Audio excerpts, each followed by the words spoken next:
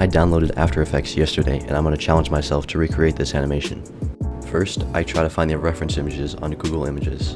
I'm about 90% sure this is the reference image they used.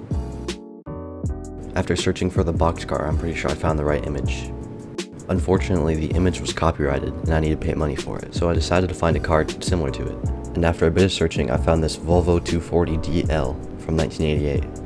I couldn't save the image directly from the website, so I went into the developer tools and saved the image there. Import the images. I saw that they were using texture as a background, so I need to search for that too. The next step is to create the paper cutout effect that they use. This can be done by masking a solid layer and roughening the edges of that mask to create a paper effect. Now I make the image black and white. I also noticed that they white out certain parts of the window, so I just create another solid layer and mask. Now you do the exact same thing for the other image.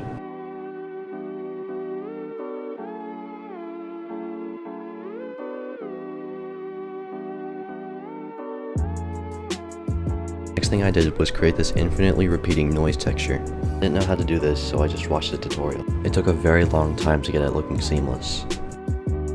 I spent a little bit of time playing around with the keyframes on the car until I got something I was happy with. Then I applied the posterized time effect to get that low FPS style that they use. Created the text and used its box mat to animate its transition in.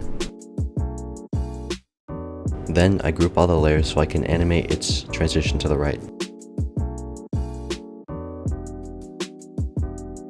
Now I make the keyframes for the other car.